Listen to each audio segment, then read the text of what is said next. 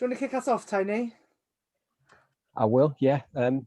Well, firstly, friends and colleagues, thanks very much for joining us this evening. Really appreciate it. It's a really important session for us, actually. It's the start of our webinar series. We're doing this in conjunction with Anwar's organisation, Fans for Diversity. So it's our kind of objective here from a Kick It Out perspective is you'll be aware, many of you, that we are the anti-discrimination organisation within football. We're clear that our remit is way beyond our historical remit around race. We want to talk about and we want to really get serious about representing all forms of discrimination. And that means we want to be positive about representing all forms of inclusion. A big part of what we want to do going forward is have open and honest discussions, and we recognise, along with Fans for Diversity, that language actually and barriers to language can be a real barrier to understanding different aspects. So this session is really important. It's really important that we have a conversation, so we can better understand trans inclusion and some of the issues around language. But it's also really important that we want to share our learnings from tonight, from discussions, and I thank our colleagues for joining us to share their stories. We want to share our learnings to encourage allies. Because the way we encourage allies to support our causes around inclusion is by taking some of the fear away, particularly around use of language. So thank you very much to all of you for joining. I'm going to hand over to my colleague Anwar now, and I'm looking forward to very much myself to a really interesting discussion tonight. Thanks very much again for coming on board. Thank you, Tony. Good evening, everybody. My name is Anwar Uddin. I am the Fans for Diversity Campaigns Manager, and as Tony mentioned, I work for the Football Supporters Association and Kick It Out. I'm also the assistant manager of Aldershot Town, who play in the National League. I'm an ex-professional player and have played football for 17 years and 17, not 70, that would make me very old. But one of the first British Asians to do so. Feel very, very passionate about inclusion, about equality, and about positive change. So 6 years ago, I joined the FSA and Kick It Out and started the Fans for Diversity campaign. That campaign has been responsible for well over 200 pro-diversity events and activities. We've created thousands of resources, banners, pin badges. We've even had air fresheners. We work with clubs all over the pyramid, from the Premier League all the way down to non-league. We've had some amazing successes bringing together the community, a club and its fan base. That success has been possible because of the people on this panel. And a massive reason why we've also been successful is because of our host this evening, who I would like to pass on to. Chris Paros has been an amazing help from me from day one. And together we are working around making things better for everyone. And I think that always starts best with a conversation. We start with a conversation and we work together moving forward, and we are stronger together. So I'd like to introduce you to Chris to take over and host the rest of the webinar. Thanks, Anwar. Hi, everyone. Chris Paros, pronouns she, her. I'm the co-chair of the Proud Lily Whites, which is the official Tottenham Hotspur LGBTQ+ supporters association. I'm also a trustee of Kick It Out and on the board of the FSA. And I've been doing this for about sort of 6 or 7 years now. And one of the very first things I did, and it was a great decision, was met with Anwar and, you know, the work that Fans Diversity have done, you know, have a look on the FSA and Kick It Out websites of the work that Fans Diversity have done is really, really important. Kick It Out also are running a Take a Stand campaign, and a big part of that focuses on educating allies on how they can take a stand and take action when they see or hear discrimination. I'm hoping today that after today's webinar, we'll all be better equipped to call out transphobia when we hear it or see it. So we've brought together some brilliant speakers from across the trans community. Really, really pleased they could join us tonight so we can have an open and honest conversation about language and how it affects members of the community.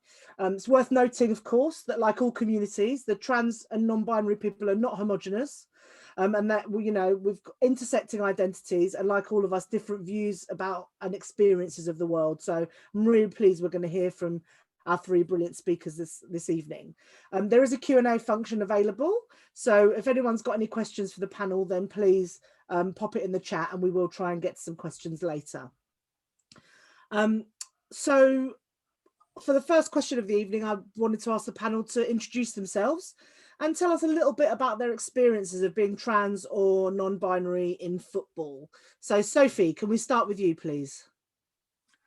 Hi everyone, I'm Sophie Cook. I'm an ambassador for Kick It Out and have been for 5 years now.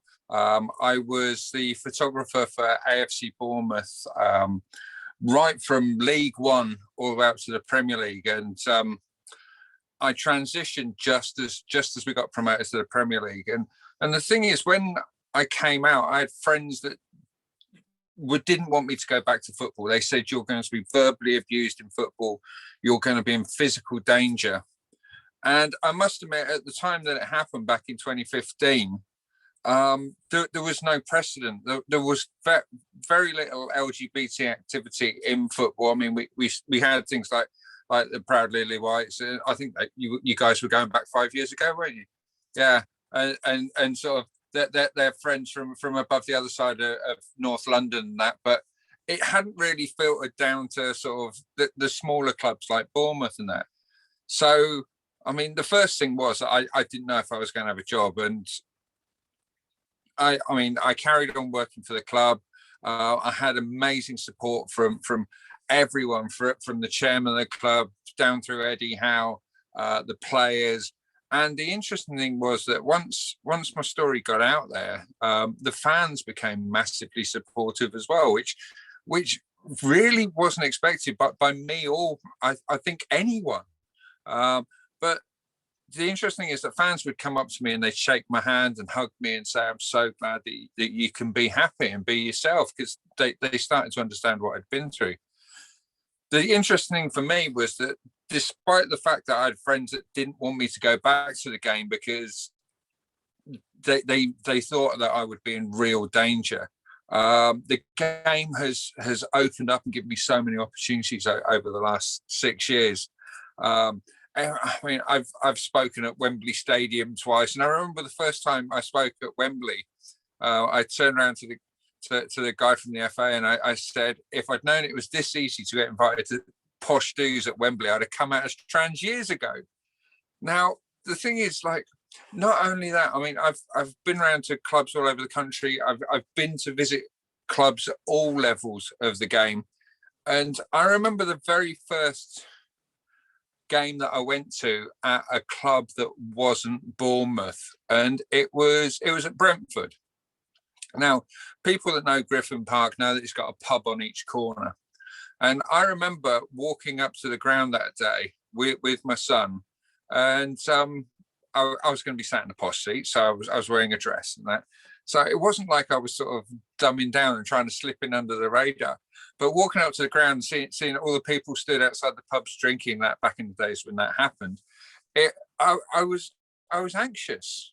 But you know what? The same as has happened at every other ground I've been to since. I was welcomed in with open arms. In fact, I remember we nipped to the pub afterwards and we stood there and someone starts looking at me. I'm thinking, here we go. And this guy came up to me and went, you're the photographer from Bournemouth? And I went, yeah. And he ended up buying me a pint. It's like, it's just one of those things. And like last season, a couple of seasons ago, I went to watch Millwall play Leeds. And so many people said to me, why would you go to that game? And again, it was a really positive experience. And people, I remember being in the bar and someone next to me sort of turning around and looking at me, and he was more concerned about the fact that I might be a Leeds fan.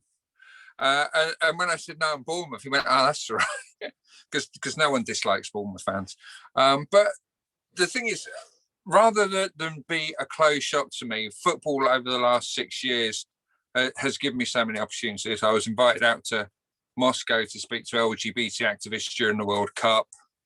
And I was sat in the posh seats just behind Gareth Southgate at the World Cup semi-final, holding up my trans pride flag and just thinking, how the hell did I, an out and proud trans woman, get to the World Cup semi-final where England were winning at the time, and we might be going to the World Cup final for the first time in my lifetime? I mean, following that, I got invited to the FIFA Best Awards in London, presented by Idris Elba, who I've got a serious crush on, and I didn't get to take him home, unfortunately. But there I am in my best frock, my best ball gown, walking down the green carpet just after Darren Southgate. And the thing for me, this has been one of the interesting things. It's one of the things that we in the LGBT community do is we do stuff within our community really well. Like we go to big LGBT events, we go to award ceremonies, all this sort of stuff. But for me to be stood there in my ball gown at the FIFA Best Awards with people from football from all over the world who, quite frankly, were not expecting to see a trans woman at that event was really interesting. And I remember Troy Townsend coming up to me and he said, have you seen some of the looks you're getting from over there? And I went, nah, you know what? Honestly, I don't even notice them anymore. But I think that was a really important opportunity that football gave me, the chance to represent our community on that sort of stage. And it was an opportunity that I never thought could happen. So I know that we all have different experiences within the game. And I've had some bad experiences, but you know what? Nearly all of the abuse that I've had over the last 6 years has been online. And of course, that's another question about where the abuse happens. But for me, within the game, pretty much almost a universally positive experience. And I think that is testament to the amount of great work that is being done by organisations like Kick Out, Fans for Diversity, and of course by the clubs and by the LGBT activists within the various LGBT fan groups throughout the game. I mean, I'm now the Equality and Diversity Officer at Whitehawk FC, which is a non-league club in East Brighton. We do amazing things. The fans sing homophobia no, sexism no, racism no. They have trans pride and pride flags up in the ground. And 2 years ago, we actually held a charity football match with a team that I managed called Rainbow Rovers, which Anwar, who was the assistant manager for, and I noticed in his bio he didn't mention he was assistant manager for us. It's like, yeah, just talk about Aldershot and like the other clubs, but don't mention Rainbow Rovers, mate. It's like, feel slighted there. But we put out a team of LGBT players, and there was gay guys, there were gay women, there was trans women, right old mixture, playing against a team of ex-Premier League pros. And I remember just before we went out on the pitch, I turned around to the players and I said, the media is obsessed with when a gay player is going to come out, and I'm looking at a room full of you here. Let's go out there and show them what we can do. And I tell you what, we stuffed the professionals 5-2, which was the most, and Anwar scored a worldie. Go onto social. If you haven't seen it, and you are the one person in the world that hasn't seen it, go and check it out. But it was the best goal of his career. But it was such an amazing experience. I walked into the changing room afterwards and I just turned around and I went, you lot played like a bunch of gays. And that's all I can say. It's like, just respect to everyone, and people like Chris and that have been doing this for so long. It's just, we've got to go out there and we've got to make this game our own, because football truly is everybody's game, and it's the world game, and it belongs to us as much as it does anyone else. Thank you, Sophie. And I think it's really good that, it's really good to hear that your experience sort of personally in football has been so positive. I think we can sort of come on to online a bit later probably, but considering sort of, we talk about a football family and the people that work in the game and all the work that's going on, I mean, it's really good to hear that your experience has been mostly positive. So Lee, can you introduce yourself and tell us about your experiences? Absolutely. Hello everybody, I'm Lee, he, him, and they're the pronouns that I use. Now, I'm 36 with a baby face, I know, and I'm a lifelong Leicester City fan. Currently living in Sheffield, but yeah, Leicester City is absolutely in my blood, and I belong to Fox's Pride, which is the kind of Leicester City LGBT group, which is a really great thing to belong to, and I'm really happy that most clubs have those opportunities for fans to get together and to feel really included, and I want those to very much continue. I think Fox's Pride is a brilliant thing. Now, I grew up in a really rural working farm village So when I grew up, I didn't have, the internet wasn't about, and even when it did become about in our village, we were a little bit behind all of that stuff. So I didn't really get to learn about gender variance till I was a lot later in life.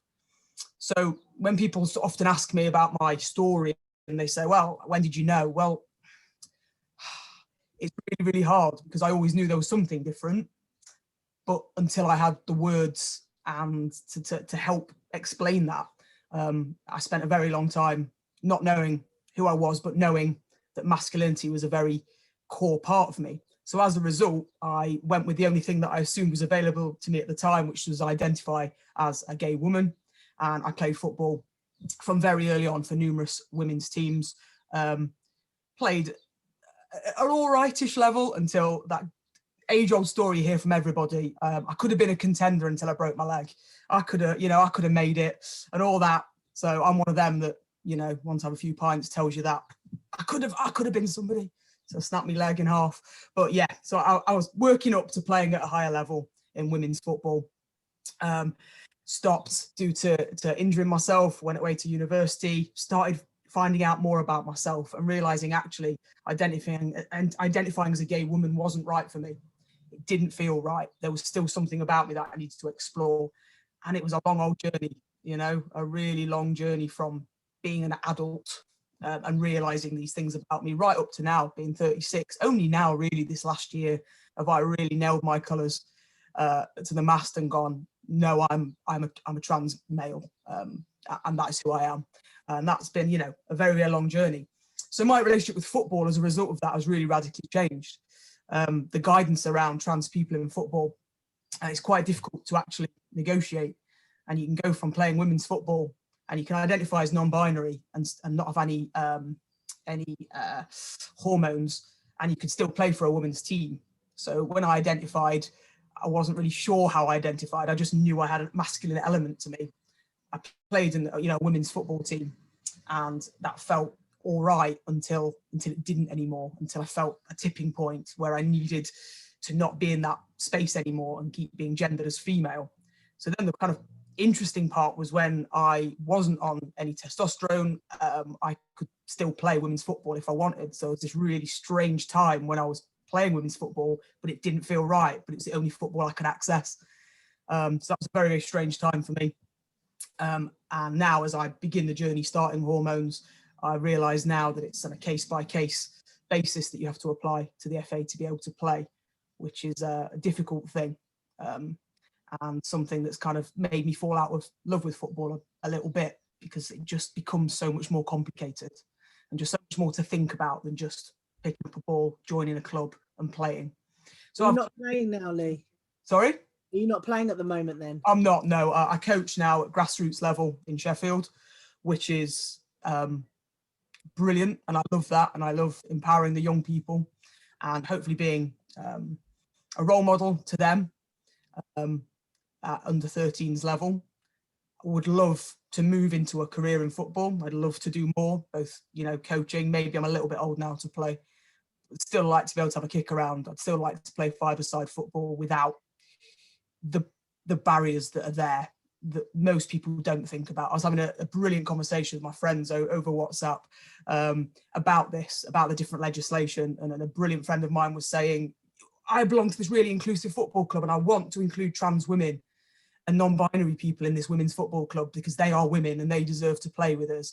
But then we had this really, open discussion about how that's not possible. And actually those women, those trans women and non-binary people could play, as in they could train, but they wouldn't be able to play in the league. So that totally invalidates them as women and women footballers. And for me, while ever there's those difficulties for people, my relationship with football, something I absolutely love and is absolutely been my life, is something I have a very funny relationship with. It hurts me as well as, it's a bit of abusive relationship, me and football. So I think it's really important to talk about that and how it's something that means so much to me, both deeply upsets me at the same time because it's not an even playing field, far from it, and equity. We have such a long way to go for trans and non-binary people. Thank you, Lee. I'd like to look into that actually, because once upon a time I ran a women's football team, and we had a trans woman playing for us, and we managed to, I don't know, I remember making some representations to the league, but it was a long time ago. It was probably like nearly, oh God, it's nearly 20 years ago now. It makes me realize how old I am. But so you would hope that things have got better and not worse. So maybe we should take that offline, because I think that's important for your friends team. Thank you. Absolutely. Thank you for sharing that story with us. Zed, welcome. Do you want to introduce yourself and tell us a little bit about your relationship with football? Yeah, we'll do. Hi everyone. I'm Zed, they, them. I'm non-binary trans. My relationship with football is quite small compared to everyone else. I'm just a fan, and Chris let me on for 5 minutes when I played for Hackney Women's Football Club, if I wasn't too pissed, basically, or had gone to sleep for 5 minutes the night before. So I can't say I was a professional or even got close or broke my leg, because I was never on the pitch long enough. But I do love football. I am a Gooner, and I was the oh God, Chris, help me out here. The co-chair. The Gay Gooners. The what? Co-chair. Thank you. There we go. I was the co-chair of the Gay Gooners for quite a while, and that's quite interesting, because it was going to come into language, because I just like to talk about language a little bit, and the way it others us in so many different ways. So like a bit like as Lee was saying, as a young person, I was told I was a tomboy. Everyone called me a tomboy, etc., etc. So there were certain ways that you almost had permission to behave because you were called a tomboy, so you could get involved in certain things, etc., etc. But also that expectation is there then, except for when you're 16 years old and you want to go and be a motor mechanic, and they say, no, you can't be a motor mechanic because you're a girl. So you haven't learned what boys have learned. So this sometimes, the use of the language even at that point is starting to work on you as who you are as a human being. When I was younger, I was a butch dyke. I was a lesbian, separatist, feminist. I kind of tried on lots and lots of labels, to be honest. But I was kind of lucky in a way, because I kind of lived in a cult which was lesbian, separatist, feminist, which was very serious about language. But I also hung out in the evening with a load of rebel dykes. So that was just like, this is my body. I can do what I want. I can be who I want. And that was kind of another side of life, and not somebody telling us who I could or couldn't be. But I did hang out with a load of people that we had conversations about, well, actually, are we boys? Are we girls? We could not work it out. We just could not work it out. But I didn't know, unfortunately, I didn't know any trans people when I was younger. I wish I had, but it just didn't happen. And I'm reasonably old. I'm 53 now. And it wasn't till I was 47, maybe 46, 47, I can't remember, that I heard the language of non-binary. And then to me, it was like, oh my God, yay, that's who I am. I'm non-binary, and I'm non-binary trans. And it just it was such a relief for me just to finally find out who I was, because there was always these questions. You never quite feel comfortable anywhere. So it's been a very interesting journey since then. Unfortunately, I left the Gay Gooners partly around language, because the Gay Gooners really winds me up that it's just called the Gay Gooners, and I didn't like, it's just not intersectional, and it just did not work for me, and I found it really difficult. So in the end I left, and actually it put me off football for a little while, because it was just the old stereotypes of it being very misogynistic, etc., etc. So I didn't go for a while. It was just like, I just need a break. But I was involved in setting up with Chris and everything with Pride in Football and things like that, and just still being politically involved. But I'm an educator now, and that's probably the most important work that I do, is working with I'm a secondary school teacher, so I work with young people every day. And we have trans and non-binary kids in our school. So around language, it's really, really, really, really important that we start to use the language that people are comfortable with, and we stop with the stereotypical language and the misogynist language that comes along. I mean, it is still so ingrained. I mean, it's not, Chris, you're sort of saying things are maybe getting better for women, trans women, to be able to play football, but actually the last few years, what with the trans excluding radical feminist back crazy people, it's actually got much worse for trans women, and probably actually in those days where we were playing football, actually they would have probably gone under the radar and nobody would have cared. But now I think if you tried to do that, they would probably be absolutely outraged for a minute, you know, because of all the, I mean, it's quite incredible. We're not, what are we, 0.1% of the population or something ridiculous, but I think we get about 85% of the media coverage. It's just like, which is negative all the time. Negative language that you hear, particularly towards trans women, but towards other trans people and gender non-conforming people. So it is really great that we can hold something like this and talk about, I mean, I'm not quite sure where people are, if they need to know about actual basic language, like what do these things mean, or whether it's more than that. But like in school, it's definitely around, you know, when I started at my new school, I had to talk to the teachers. Some of them still haven't got their head around the fact that I'm non-binary. You know, I get called sir, I get called miss, I get called mux. Depends, like, who can remember, who doesn't remember. But the kids are brilliant, actually. The kids are really, really good. Like, so if someone, it's funny, the other day, I think it was my deputy head came in and said, oh, sir. And the kids were like, it's not sir, it's mux. And that was really sweet. The kids like kind of get it. But, you know, it's that little bit of language, and it's you're recognized as a human being. Basically, it's quite simple, and you're respected as a human being. So it is around understanding that, and for the kids it's very much understanding that for themselves, you know, and unfortunately still one of the biggest problems is going to the loo, but that's just for me because I'm in a new school. And, you know, some of the teachers, even though I did sort of a presentation to, that's the other thing, you have to present yourself all the time when you're a trans person. It's like, here I am, I'm now going to present myself. So I have to present myself to the whole 120 staff team at a staff meeting. And actually, you know, luckily I can just about manage that. But I'd imagine there's a lot of trans people that actually, they might not want to present themselves as trans.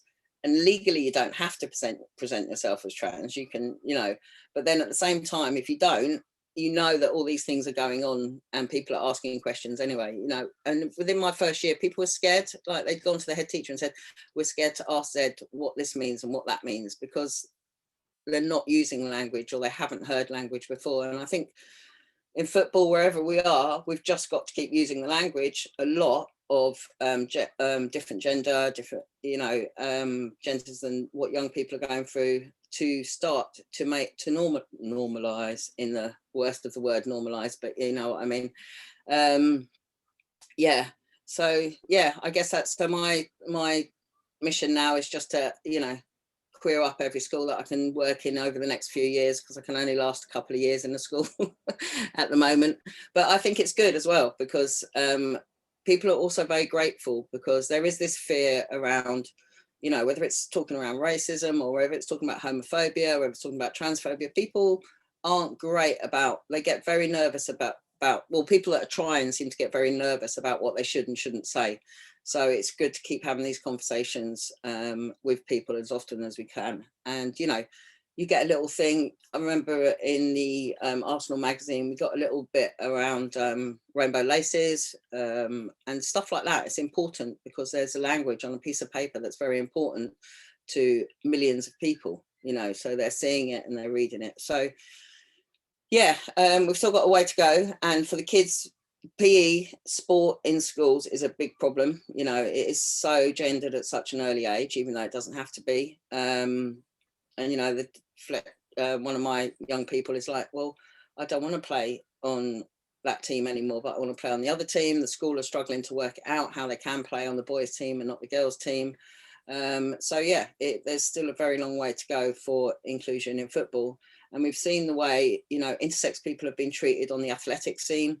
If we look at Casta Samantha and stuff like that, it's horrific. And again, misogyny probably, and racism probably, because the FA were doing horrific things to Black women in different African countries. So there's a whole lot of stuff that we need to look around gender and language and it still boils down to, and I think particularly when we look at people with Casta Samantha, is, do you look like the gender that we've decided you should be? And if you're slightly not looking like correct, there's big problems, and they will find ways to get you through it. And I think, I don't know if you all remember, but when Serena Williams came out as a fantastic tennis player, she got a whole load of gendered abuse around, and people apparently in the locker room saying, I'm not playing with a man and all this type of stuff. So it all relates to how we're looking and talking around gender. So yeah, that's me. It's been a journey, but I'm very pleased to be where I am today and getting opportunities to share a platform with the people that I am today. So yeah, and happy Transgender Day of Visibility, everybody. Brilliant. Thank you, Zed. Happy Trans Day of Visibility. Sorry if I'm fiddling about or you can hear my she comes up at this time of day like wanting treats, so I do have some dreamies just here on the shelf. So yeah, thank you for that, everyone, and thank you for being sort of so open and sharing your stories.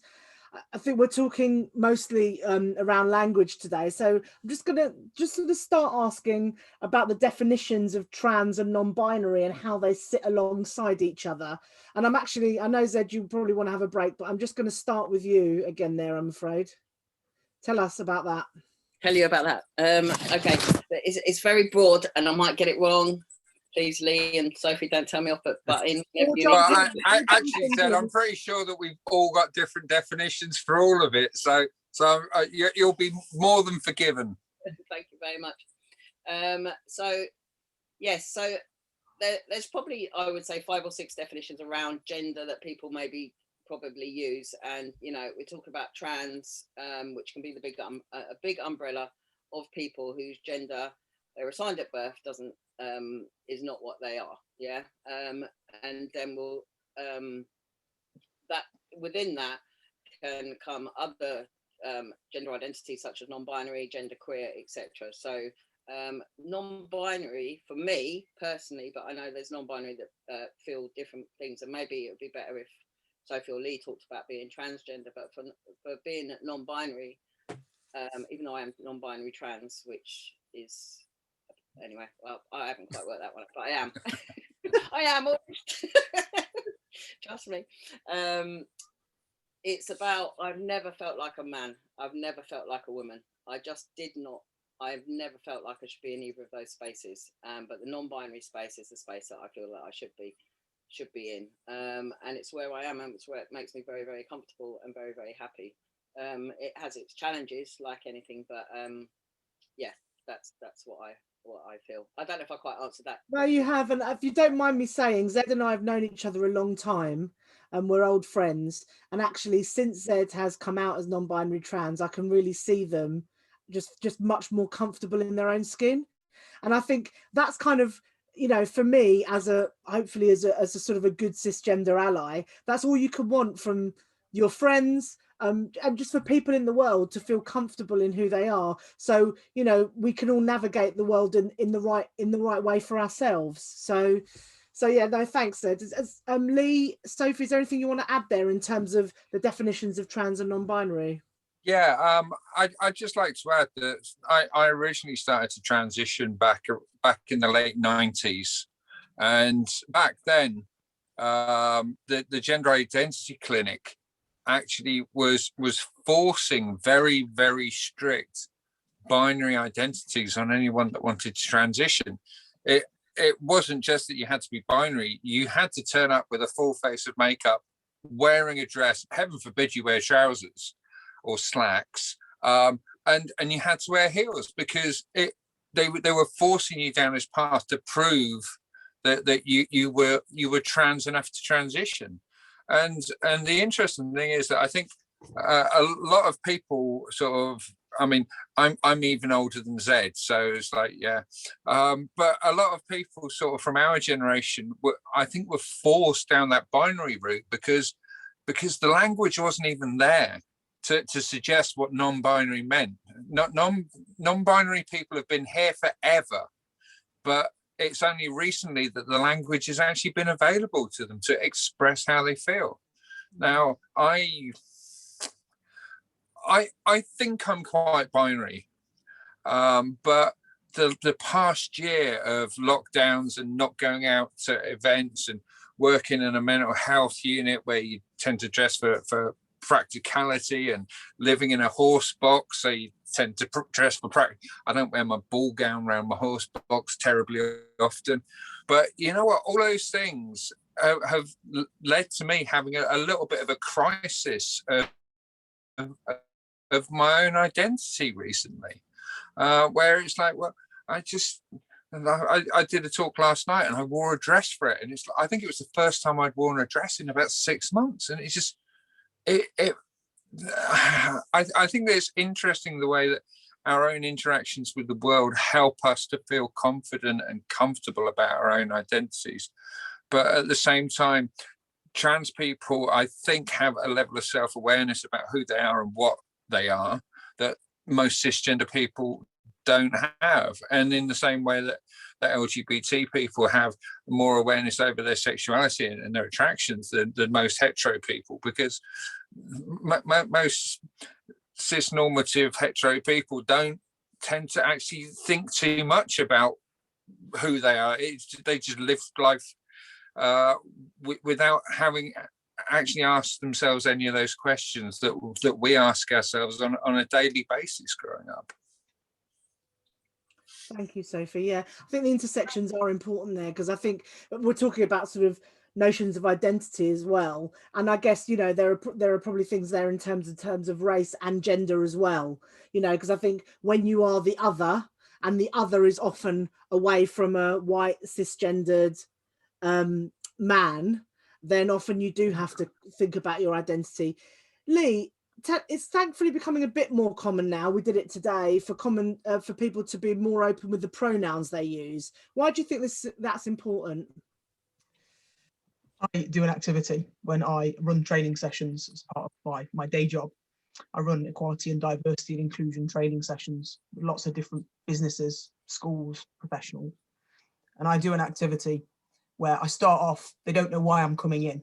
They're not told, this is Lee and Lee's going to come and talk about trans stuff. That isn't a marketed as. I'm just coming in, and sometimes it'll be under the guise of something else. Lee's going to come in to talk to you about the photocopying printer costs, and I'm going to, you know, I'll come in under some guise, and I start off and I purposely attempt to misgender the room. And some I see who I would assume is a cis male, and I will purposely address them as madam, and I'll see what happens. And I can feel the tension in the room, and I can feel the confusion and the looks and what's this kid on about? And that is my start to saying, how I'm going to stop now. You know, I notice you're all feeling a bit uncomfortable. What's that all about? And 9 times out of 10, that person I've perceived as male puts a hand up and goes, why were you calling me madam? And it opens up this really interesting discussion into how many times you hear your pronouns in a day. People who are seen as the default and the norm, which with things we need to move away from, which I'll hopefully talk about later, moving away from what default is. People who do fit in that category in society very rarely have to think about how they're being perceived as men or as women. So trans and non-binary people have this sensitivity to hearing their pronouns all the time, and when they're wrong, they jar, and it's painful and it's distressing, and it can mean the difference between a good day and a bad day just based on whether the bus driver that morning on your way to work calls you sir, pal, buddy, or love, miss, whatever it might be. It's getting better in the sense that people now, allies and people within, this is a prime example, people using their pronouns in their kind of signatures on their emails and things. And with that's come a bit of a backlash. You know, I've heard it myself, and when I've done training, I've had people say to me, well, why should I have to? I'm the norm. I'm straight. I'm not trans. Why do I need to actually sort of say what I am? I am the default. And as I was talking about before, we need to move away from this. And the really great thing about cis allies putting their pronouns in as well is, one, it's not just highlighting trans people. It's not just trans people's battle to fight. It isn't only trans people waving and saying, look at my pronouns, look at me, look at me. It's a collective pulling in the same direction from everybody. And by allies putting that into their, what it's saying is, there is no default, there is no norm. We need to let people know who we are and how we wish to be addressed. And if everybody did that to everyone, that would reduce so many issues. And this goes, you know, this isn't just about gender.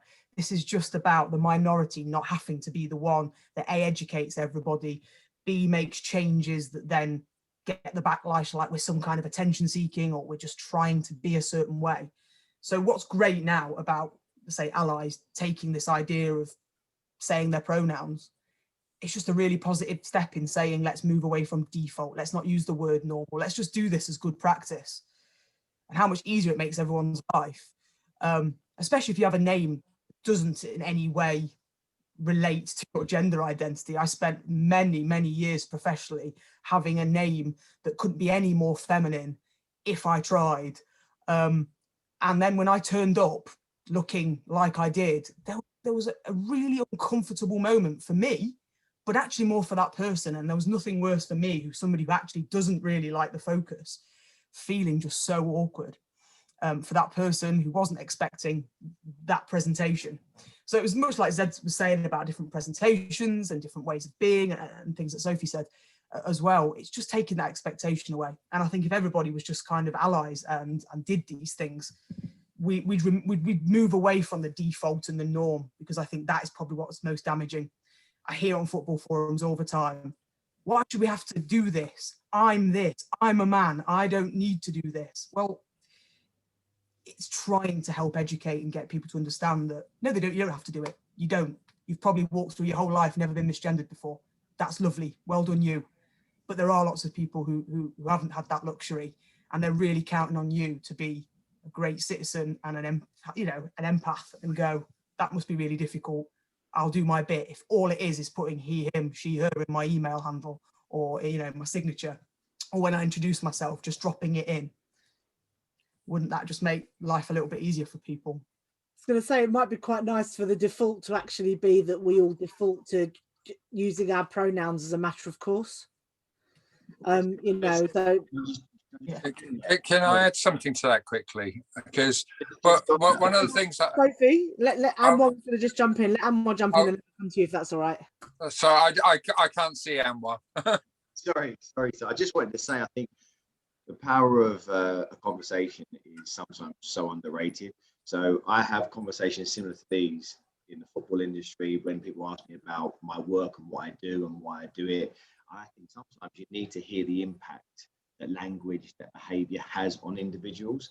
And if you hear that, you know, if we can share this webinar and people can listen and some of the discussions and what people are saying, then you understand. And I think that's massive. I think it's key. I mean, I've always been fascinated by etymology, always. That's just a personal thing to me. But I would encourage all fans to listen to a webinar like this. And there's loads of words that they will listen to and go, I don't know what that means. And you know what? That's okay. Get on Google, see what it means. And all of a sudden, you know, you are learning. And you know, what Zed was saying about school, that's amazing, because you know, that's the next generation that is now learning, having these conversations. With the fans that I sometimes work with, school is a distant memory. What can we do for football fans of today? How can we escalate that understanding? What can we do to make people realize that there is an impact to language and behavior? And I think, you know, this webinar, language, this is what we need to do, and almost share it and have these conversations. And like I said, if people are listening and they don't understand, there's words they're not sure about, Google, read, research. Because I'll be totally honest, you know, I retired at 32 and I'm passionate about equality, but I'm no expert. And the reason I've done and become the person I am today is because of conversations that I've had with the panel, with friends, that develops your understanding around equality. And I think if we can do that with each other, then we have a chance for positive change. And I think it's really important. Thank you, Anwar. Sophie. Yeah, I just wanted to add that the whole thing about using pronouns isn't just about trans and non-binary people being awkward or attention seeking. It actually helps so many other people in society. It helps people from different races, from different cultures, whose names might not necessarily immediately point to what their gender is. We also know, I'm sure we all know cisgender people that have been misgendered at one point or another. And you know what, as hurtful as it is for us to be misgendered, it must also be very hurtful for someone to be misgendered when that they haven't even thought about what their gender is. They are just them, and suddenly they're walking down the road and someone uses the wrong pronoun. So I think it's good that cisgender people are starting to use it, because just to use that normalized word again, it normalizes the usage of it, and I think that's something that's so important for so many of us. Absolutely. And we talked a little bit about misgendering and how, you know, you use the word harmful, you know, Lee talked about empathy. So how can allies help when they hear someone misgendering you? Does anyone want to sort of offer some advice to some allies that we might be listening to this now? Can I say something? Please. Yeah, I was trying to see if anyone else would. I mean, the interesting thing, and I think it's the same with misgendering, is for any form of abuse. It's important that allies actually stand up and support us, because I mean, I'm a hate crime ambassador for Sussex Police. They've got a hate crime reporting app, and more than 50% of the reports that come in are from witnesses, not from the victims. And I think it's important that other people stand up and call out any kind of bigotry or prejudice wherever they see it, and not leave the onus on the person that is on the receiving end of it, because I hate the word victim. But it's sort of, I think it's important that we all stand up for it, and again, normalize the behavior of actually standing up for other people, and not just stepping back and saying, someone else, it's not my problem. Because I think my reaction now that I'm sort of 6 years into my transition is very different to when I first transitioned, because when I first transitioned, every single misgendering felt like a Chinese water torture on my identity. It felt like that little chip every single time, just chipping away at my self-confidence. And the interesting thing about hate crime and abuse like that is when you look at it in isolation, you might think, well, it's just one word, one time. But it's not one word, one time. It's one word 10, 15, 20 times that day, plus the next day, plus the next day, plus like 100 times that week. It's like it has a cumulative effect, attacking someone's self-confidence and someone's self-identity, and that's where the danger comes. It's not isolated incidents. It's the sheer weight and volume of the misgendering and the abuse. Yeah, and I think that from an allied perspective, you're absolutely right. It's like we have to stand up for each other. Like I expect heterosexual people to stand up if they hear any homophobia or lesbophobia, etc. I would definitely stand up against transphobia, and like I want to stand up against racism as a white person. So, you know, I think that's really important, because it's like, it's not, you know, you don't have to change the queer community to end homophobia or transphobia. You know, it's the heterosexual community that need to change for us to end it. So in the same way, that's why we need to make sure that allies stand up and are counted. Zed, are there any other sort of forms of microaggression when it comes to the language that you want people to be aware of? Chris, that was that I might have to think about. No problem. So I would like to say, just from the previous one, about like particularly around obviously the microaggressions are more homophobic around football, but they lead into transphobia as well, because it's around the, you know, he's a fairy when he falls over and all those type of things. So it's those ones that you will hear around the football ground still, that would be those type of things. But like there's also, you know, it comes down to that stereotype and the misogyny, and it's about sexism. Sexism has a lot to play in all of this, and probably the biggest part to play in all of it, to be fair, because of the way you are perceived. I mean, I did actually, it was really bizarre, because I hadn't heard any bad stuff in my school for a while. But this girl said to the boy the other day, "Oh, you're gay because you've got women's shoulders," and it was like, "A, what are women's shoulders?" But just like, and then she just went into one about if a boy wore a dress, they of course they're gay, and da da da. Oh, it was just like, it wasn't a good show, but the work is constant. I think we think like we'll do a good thing one day, but actually you need to get up and do it again the next day. And that, I think with allies particularly, that they just need to help with that getting up the next day sometimes. Do you know what I mean? They need to take a little bit of work on from you, that you know that you're not left doing all the work yourself. It's like something like tonight's great because you're sharing and you're on a platform with other people. But sometimes you're on that little platform on your own and it's exhausting. So it's nice that other people can take a bit of that on board. And I think a little bit more of that would go a long way. But also football clubs, I think they've just got to show off their diversity a bit more. Do you know what I mean? If they get one of the famous footballers, you know, I know they're doing a bit of rainbow moves and stuff like that, but they're not. It's got to be more talked about within the publications that they have. Footballers just saying, yeah, hi, I am whoever, I'm a trans and LGBT ally. You know, it's just like getting it all involved, really. So I'm a little up for time, so I'll move on. Thank you. And I think we've got something to be said here, I think, probably for Leicester City, actually.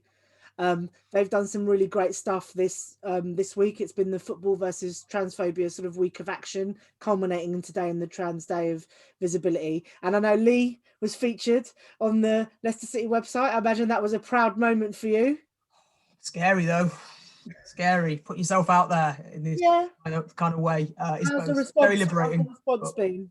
How was the response? Brilliant. Absolutely outstanding from the club. And that's something I want to kind of talk about slightly, is where incidents of transphobia sit and where they're most prevalent. And what's interesting is when I go to the King Power, I don't experience transphobia. Is that because I pass quite well as a male? Is that because I don't, other males don't really see me as any kind of threat? Am I kind of invisible? Is it, I don't know what a trans woman would experience if they went to the King Power. I don't know. I can't speak for them, but the trans women that I have spoke to that go to football matches say it can be dicey. They can feel very uncomfortable, especially around toilet facilities and chants and just managing the change in atmosphere. You've just lost, you all pile out into the concourse, people's emotions are running high, and trans women say that's when they feel maybe the most under threat maybe. But for me, I don't feel that in the ground. And the great thing is that I know if something was to happen, if there was some transphobic language, you've got stewards, you've got police, you've probably got other supporters who may be allies. For me, where I struggle personally, it's online. Online for me is where we need to focus a lot of our attention. Our allies and trans people need to unite to take on the issues on social media. The Thierry Henry stopping is Twitter because of the hideous, abhorrent racism that has spiked recently in the Premier League, across all leagues. It's really spiked since the BLM taking the knee stuff. There has been even more overt racism. And I feel, I think, Zed, you were talking, someone was talking about it before, how the media just jump on trans lives. Any story, whether positive or negative, the media spins it and twists it, and people on football forums eat it up. And I am forever challenging on forums, not just Leicester ones, on the Premier League ones, constantly seeing microaggressions, but also huge amounts of really blatant transphobia that is completely normalized. And if you dare as a trans person to challenge it online, the comeback to you is so terrifying. I've had threats in my personal inbox saying, I'm going to find you. I don't like you. I don't like your way of life. I've never had that in the King Power. I've never had that on away ground. So I'm not saying that there aren't incidences of transphobia in football grounds. Of course there are. I'm not naive. But what I'm saying personally, in my experience, is I feel far more at risk emotionally and to an extent physically by being present online. And I have to challenge those things because I can't not. But that's where that allyship comes in. That age-old quote of racism isn't black people's problem, it's white people's problem. that's exactly the same I feel about trans lives. Transphobia shouldn't be trans people's problem. It shouldn't be our thing to keep fighting, because you just get labelled then. You know, if I put a post saying that isn't the correct language, we don't use that anymore, it's actually transphobic, sure enough, that person who said that will troll my profile, make a judgment on whether I am trans, and then use that.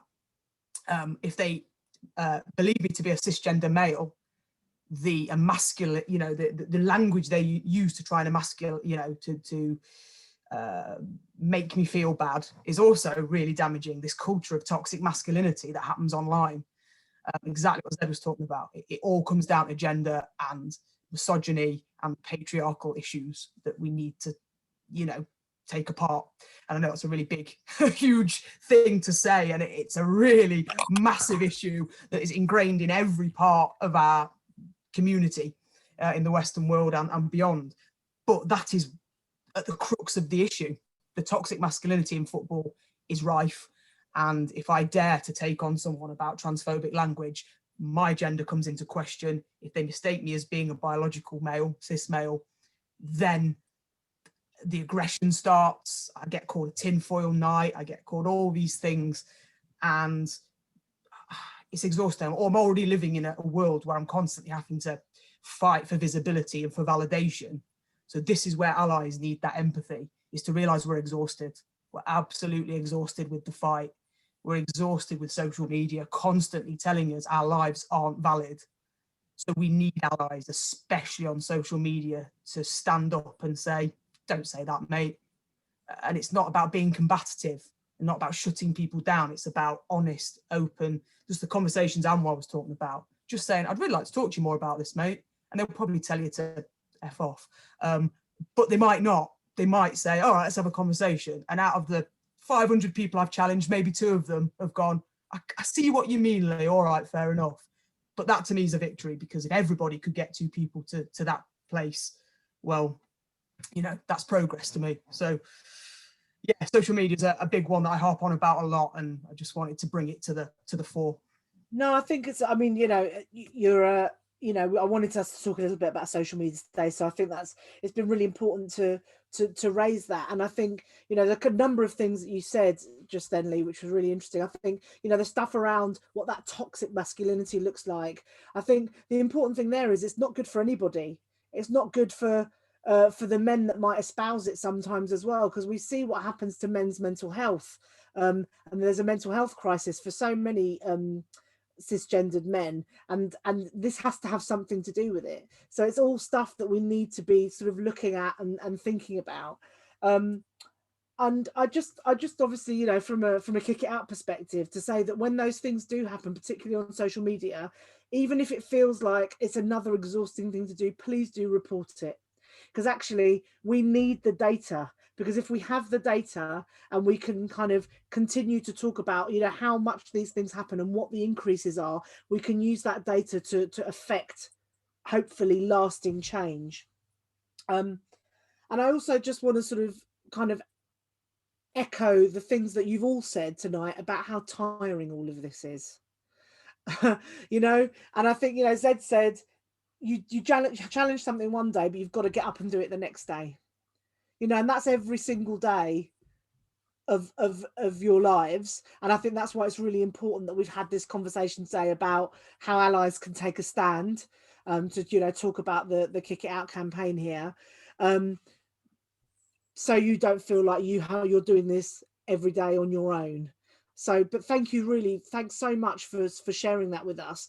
I'm conscious of the time, so just wanted to see if anyone's got any questions. Now's your moment to ask our panel some questions, but then also just ask if there's anything that anyone else wants to add on the basis of the conversation that we've been having today.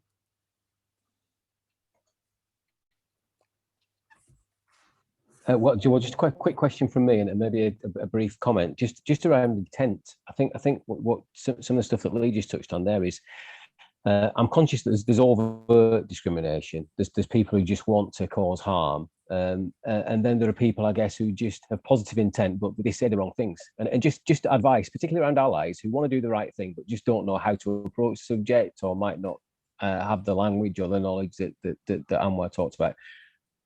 But I'm also conscious that it can become a kind of almost a question and answer session, and you don't want to have to explain identity and pronouns to everyone you meet. So how do you approach that with people who have got positive intent? They want to be allies, they want to support.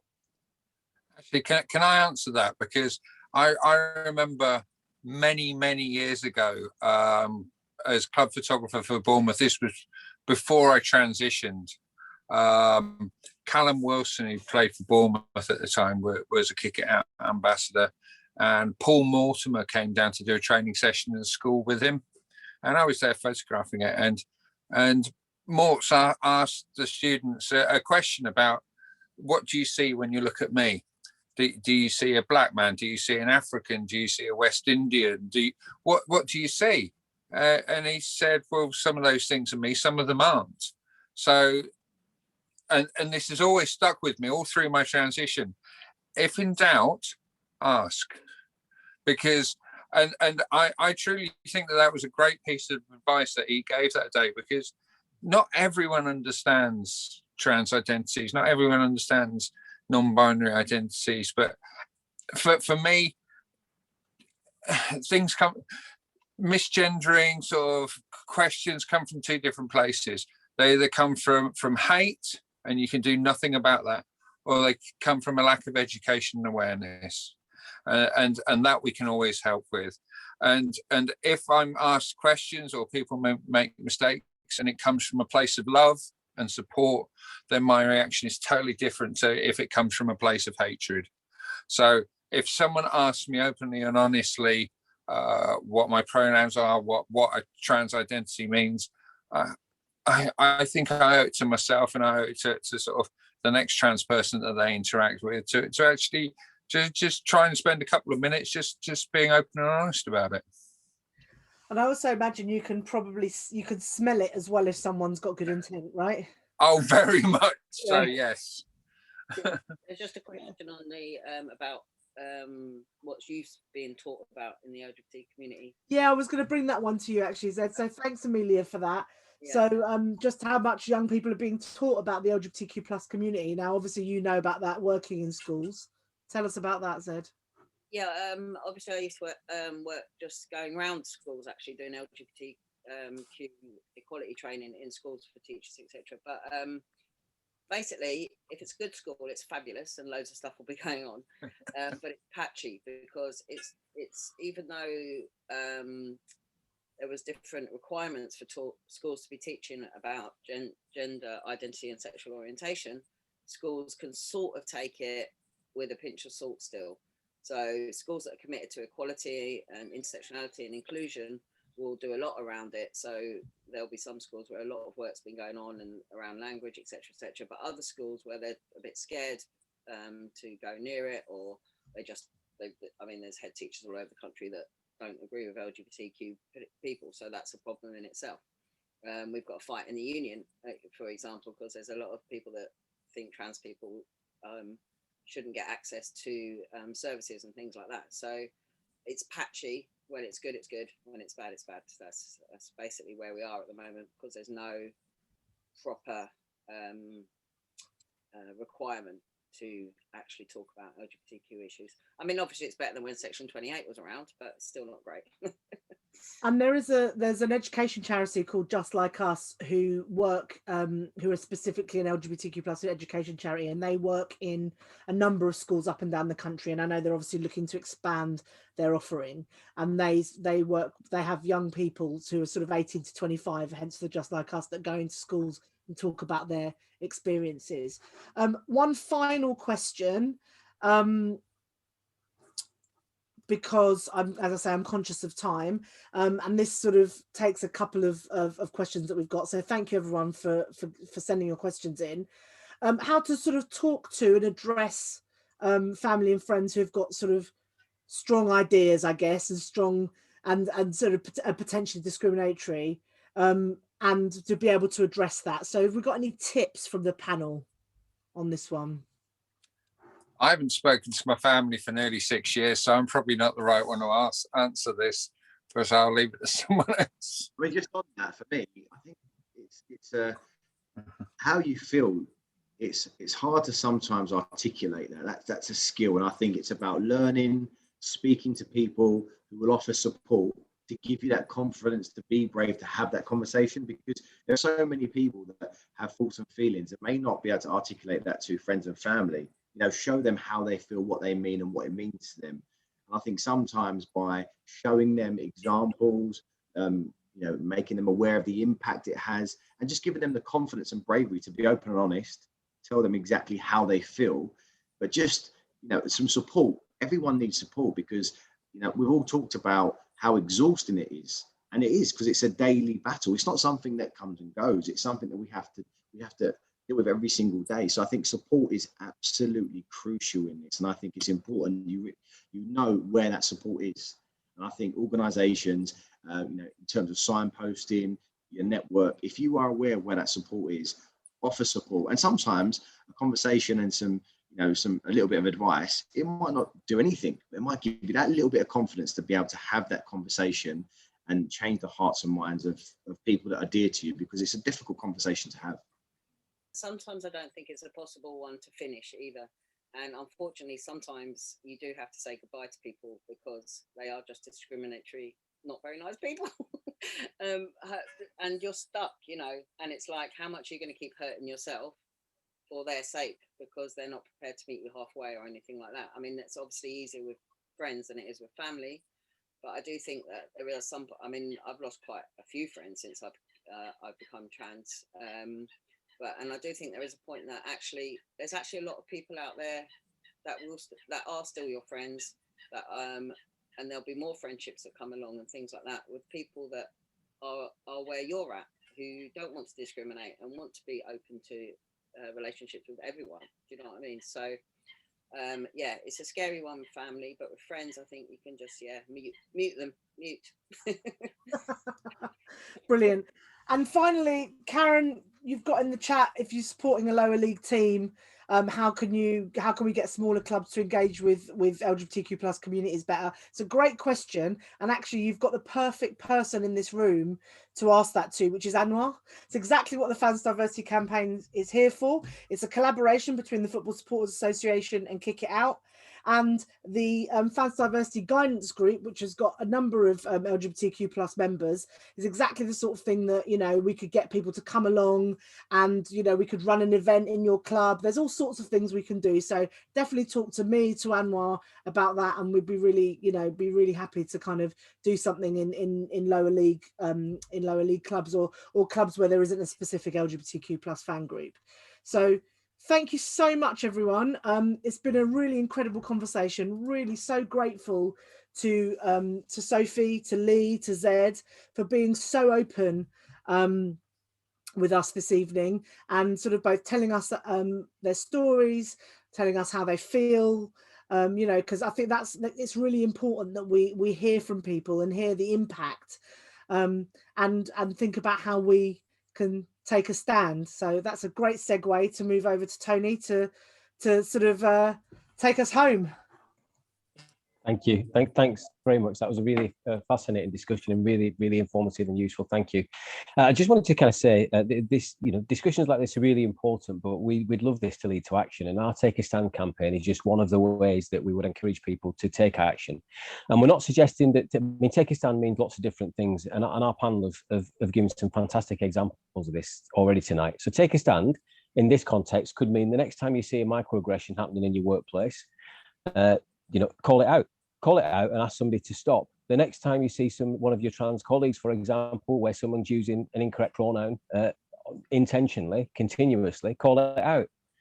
So it's not just about overt discrimination.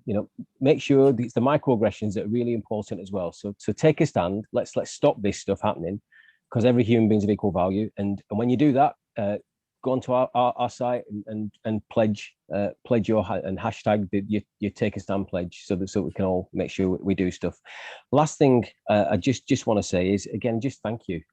There's nothing more powerful than personal stories, and I love listening to personal stories because it's about learning. Chris knows I'm a big advocate of intersectionality, so these discussions are important. We're not all one variant, and every human being is of equal value. So thank you again. It's just been a fascinating evening. Thanks very much for your support. Thank you, Tony. So finally, I think there's a couple of resources here that the panel have recommended. So do have a look. Mermaids, Gendered Intelligence, as I mentioned earlier, the Football vs Transphobia campaign's been running this week, and Gold Diggers are a football club in East London that are inclusive of trans and non-binary players. So, you know, get in touch with them, get in touch with us. Really looking forward to seeing everybody's pledges. And I guess all that remains to be said is thank you so much again to our panelists and to everyone for attending this evening. And we're look forward to sort of seeing you all hopefully in person at a football match near us all soon. Have a good evening, everyone.